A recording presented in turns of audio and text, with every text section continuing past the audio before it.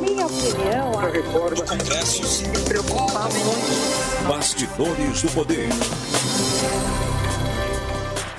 Muito bom dia para você que está na Band+. Está no ar o programa Bastidores do Poder. Nós estamos a menos de 30 dias das eleições presidenciais e o próximo presidente que for eleito tem muitos desafios. Vamos saber quais são as áreas que são desafiantes para o próximo presidente? Eleições 2022. Bastidores do Poder realiza uma série de entrevistas com especialistas de várias áreas sobre os principais temas que mexem com a vida do cidadão.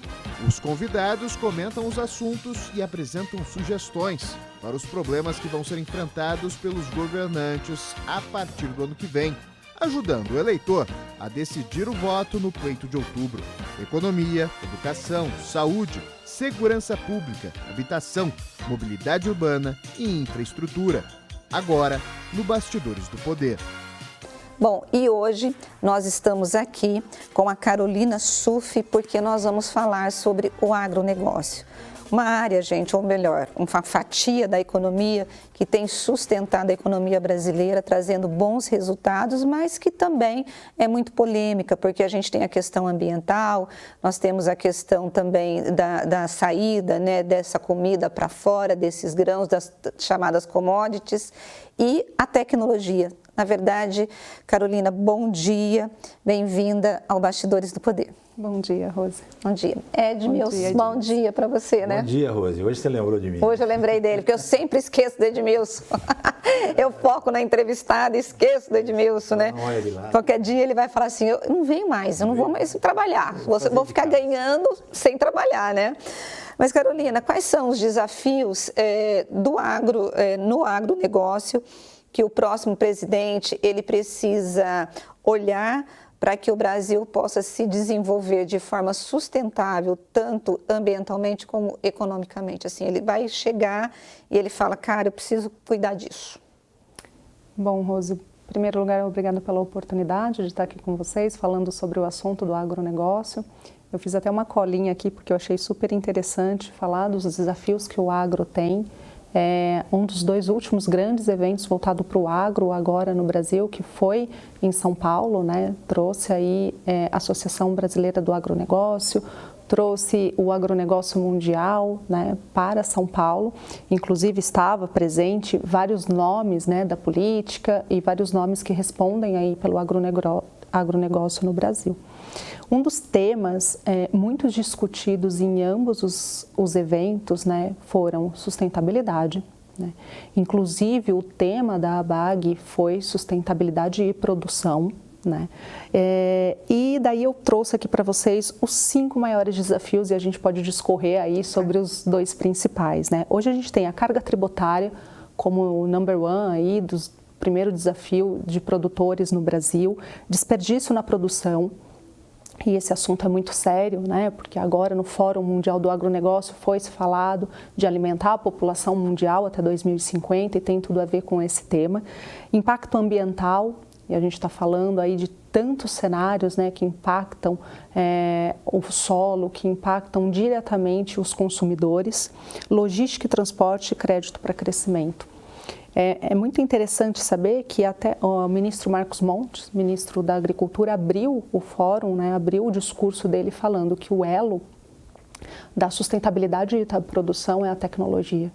Então, eu acho que dos 5, a gente tem aí a tecnologia como uma força muito grande para estar nos ajudando a resolver boa parte. O Brasil é historicamente um país meio atrasado em tecnologia, né? Desde o tempo do Sarney, que impedia que qualquer coisa entrasse no Brasil e a gente tinha que desenvolver uma tecnologia própria que não foi desenvolvida, né? Quando abriu é que a gente pôde acompanhar o mundo. Parece que esse atraso até hoje não foi recuperado, né? E quanto que o Brasil precisa hoje em investimentos concretos? Assim, há uma ideia de quantos bilhões de dólares ou milhões, seja lá o que for, precisam ser investidos para que a gente consiga acompanhar a tecnologia que existe no mundo hoje em termos de agronegócio?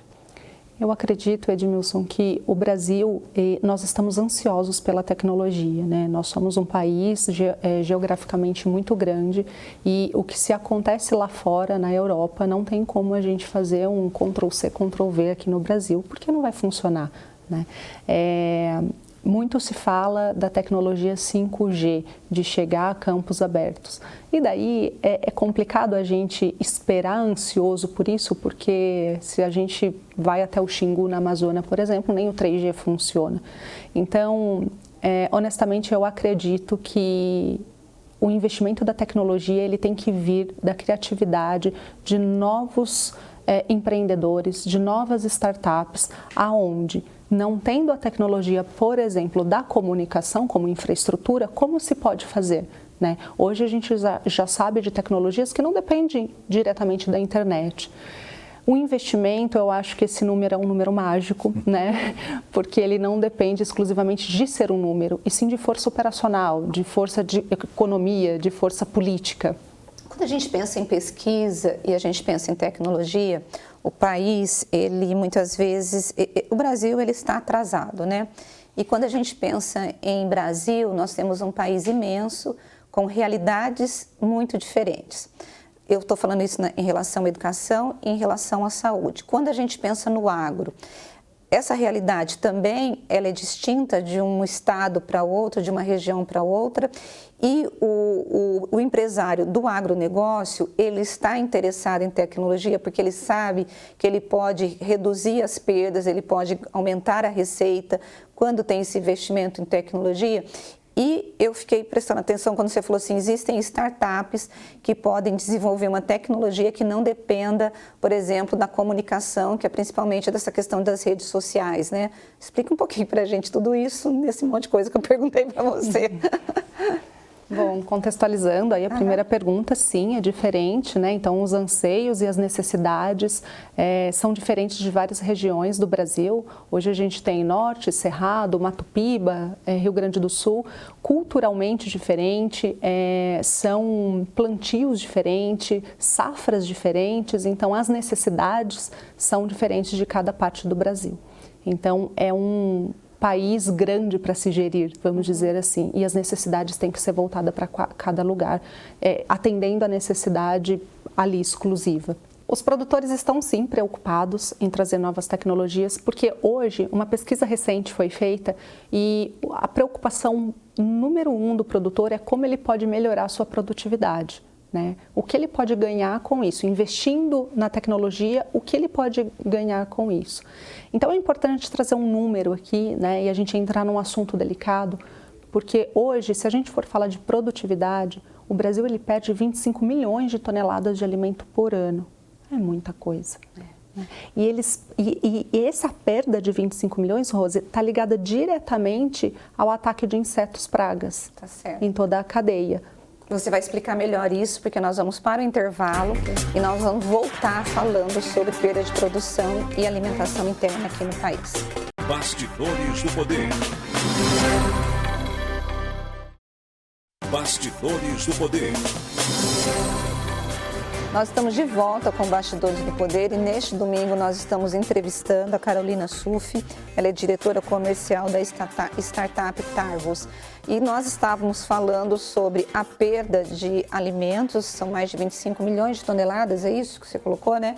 E não é um contrassenso, Carolina, quando a gente pensa que nós temos 33 milhões de pessoas que vivem passando fome no nosso país, o que acontece? Exatamente, exatamente. É um peso, né, escutar esse número.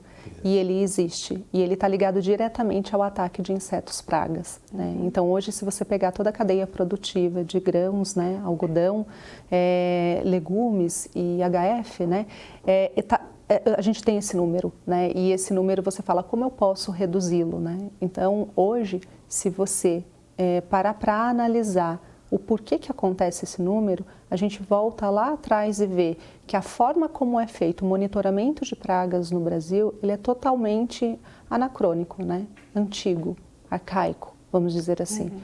Depende de interação humana. Então, ainda hoje, com tantos milhões de hectares que a gente tem plantado no Brasil, a gente depende de um ser humano que vá até lá, uma vez por semana, conte quantos ovos tem ali. A gente usa um termo que chama batida de pano, né? Coloca um pano, bate e conta quantos ovos e quantas lagartas caiu. Se a gente está em 2022, como é que pode ainda a gente trabalhar dessa forma? Respeitando, claro, todo o estudo científico em cima disso, tá? Eu não estou desprezando nenhum nenhum dado científico de entomologia, de agronomia, de que isso funcione. Não é essa a questão. A questão é que para eu monitorar tantos hectares, essa forma ela já não é mais válida, né? E daí, se eu tenho 25 milhões de perdas de toneladas de alimento, se esse número já foi doído, vamos para um outro número aqui. A gente tem 563 mil toneladas de aplicação de inseticidas. E aí é um problema, né? Um problema. Agora, quando a gente pensa, por exemplo, na Índia, quando a gente pensa na Europa, países que também são produtores, como que é a tecnologia lá e por que que a gente não consegue atingir o mesmo nível se lá também eles já estejam utilizando a tecnologia e devem estar utilizando, né? Sim, hoje eles utilizam a tecnologia, né, para o controle e monitoramento. Estou falando agora exclusivamente de pragas. E aqui no Brasil a gente não consegue usar porque a gente não tem sinal de internet que funcione em campo aberto, que funcione em grandes produções, que funcione nas fazendas, nos talhões. Então não tem como eu colocar uma tecnologia lá no meio do talhão se esse dado não vai chegar para mim. Daí eu dependo do quê?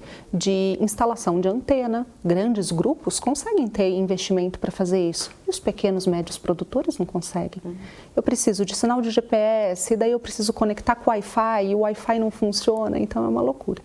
Hoje a gente já tem solução para isso, tá? Então, assim, hoje já tem empresas trabalhando no Brasil com comunicação satelital, que independe do sinal da internet. Mas é muito novo isso, né? Foi descoberto. Muito caro?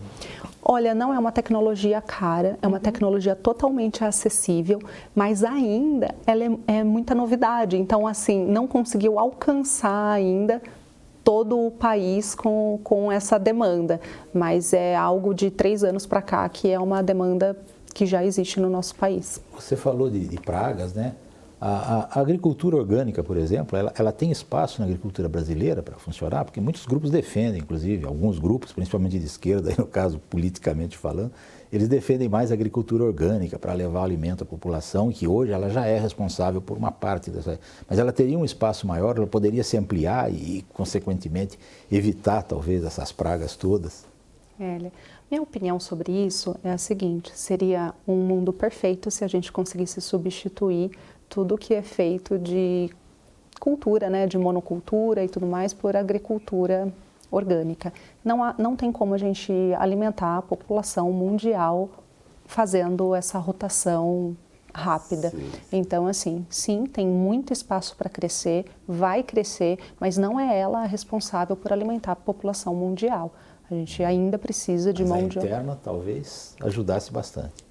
Sim, talvez, mas não a curto prazo, né? Então, para isso, a gente tem que ter medidas e políticas sustentáveis para que isso mire aí para um futuro a longo prazo. Médio a longo. Exato. Infelizmente, né? Eu vou cortar vocês novamente, porque nós precisamos ir para o intervalo e daqui a pouquinho a gente volta. Você não saia daí. Bastidores do Poder. Bastidores do Poder.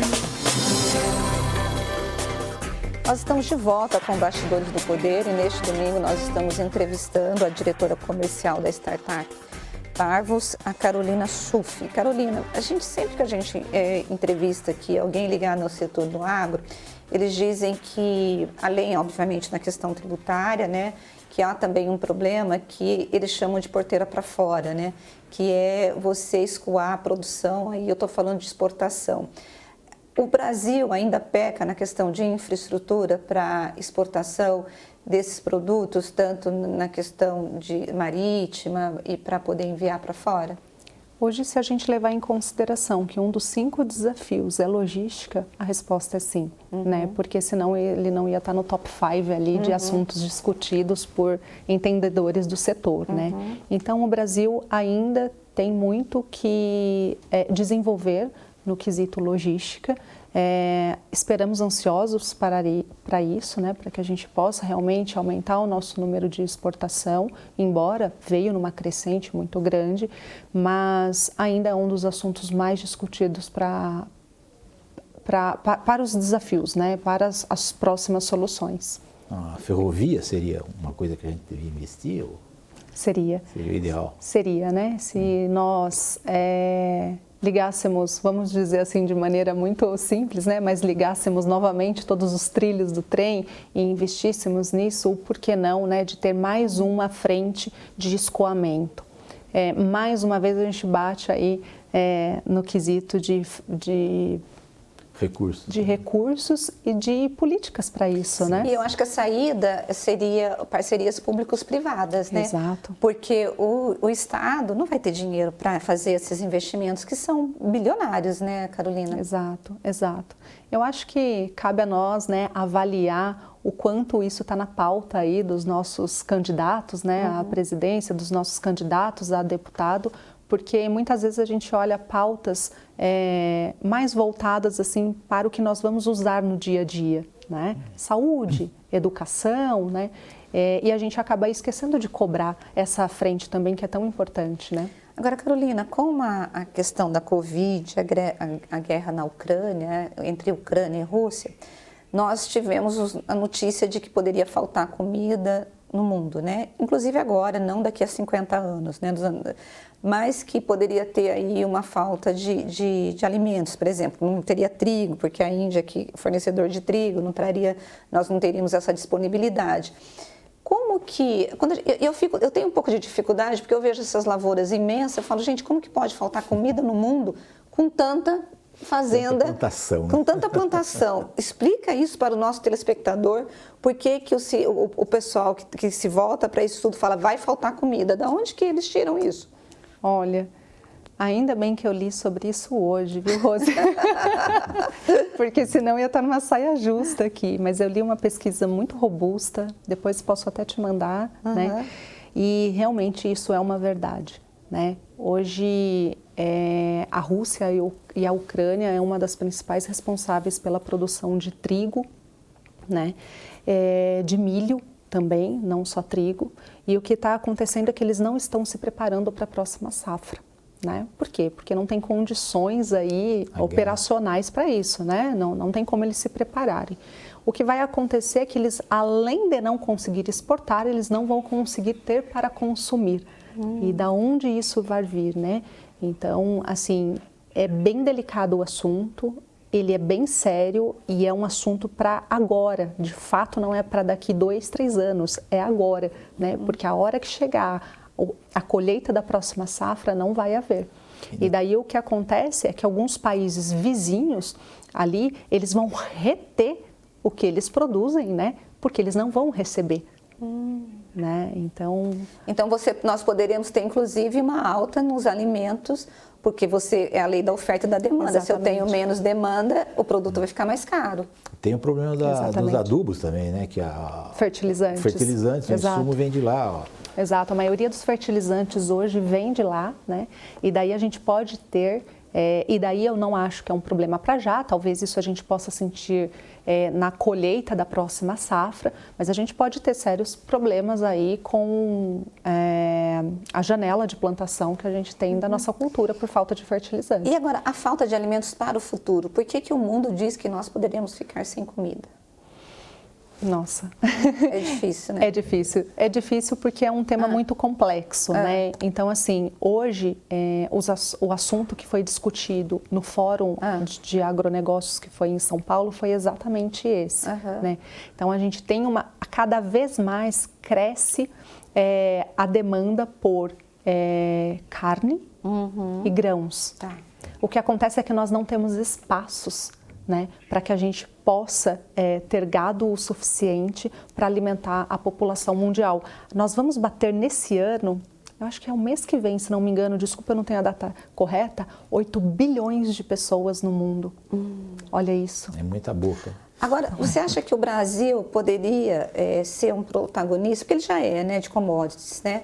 Mas você acha que para a economia brasileira, investir mais em commodities é uma saída para o Brasil? Até para a gente poder resolver esse impacto mundial? O Brasil é um país importante, sim? O Brasil é um país muito importante. É um país que tem muito espaço para crescer ainda, muito mesmo. Mesmo sem invadir a Amazônia? Não precisa. Não precisa. Não precisa. É só ter consciência de sustentabilidade, né? E é isso que a gente vem discutindo, consciência de sustentabilidade. Como a gente pode... Por exemplo, sabe o dado que eu dei para vocês lá no primeiro bloco? De 25 milhões de perda versus 563 mil toneladas de aplicação? Se a gente tiver uma tecnologia que mostre em tempo real o que está acontecendo com presença de pragas, eu sei que hora que ela chegou, aonde ela chegou, sei qual é a praga e sei se precisa ou não de inseticida. E se eu vou perder ou não, qual a decisão eu vou tomar. Então, veja bem, essa resposta, ela se dá, para mim, fecha-se a resposta dizendo que a tecnologia, igual o ministro Marcos Montes falou, né, é o elo da sustentabilidade da produção. Então, a gente tem que, mais uma vez, voltar a olhar para a tecnologia. Você que está nesse mercado, assim, para a gente terminar, que eu preciso encerrar o programa. Ok. O agronegócio é um dos pilares da economia brasileira? Eu sei que é uma pergunta redundante, porque né? Mas quando você pensa para o futuro, o que você vê? O que o governo precisa investir, o próximo presidente? É o pilar. A resposta, ela hoje é o pilar da economia brasileira, o agronegócio. O próximo presidente, ele tem que estar muito preocupado em investir de fato nos produtores rurais, em continuar investindo nessa cadeia, né? É uma cadeia que precisa de atenção, é uma cadeia que sustenta a população mundial, vamos dizer assim, porque a gente exporta muito, né, e consome o que é produzido aqui. Mas, por outro lado, também nós precisamos da força operacional desses produtores. Então, é uma via não de mão única, né? Então, nós precisamos de ambos fechados em fazer algo diferente para melhorar. Porque se a gente for depender só do governo, quando que deu certo a gente depender só do governo, não é? Então, não é uma via de mão única, assim eu diria. Tá certo. Eu quero agradecer a sua presença. Eu que agradeço. E te agradecer por ter vindo até aqui a Bandeirantes, né? Tirado um tempinho para falar conosco. Muito obrigada. Eu adorei a entrevista. Edmilson também deve ter gostado muito, né? Sim. Muito bem. Gostei da entrevista. Está bem esclarecedora. Muito obrigada, viu? Obrigada. Bom, e eu quero agradecer você que ficou conosco até esse momento, né? Te desejar um feliz domingo, né? Para o seu Edmilson também. Uma boa semana para todo mundo também, né? Está começando agora. E uma boa semana para você. E a gente volta a se reencontrar aqui domingo que vem com mais um assunto muito interessante relacionado a essa pauta de eleições. Gente, até domingo que vem. Beijos para vocês. Tchau, tchau.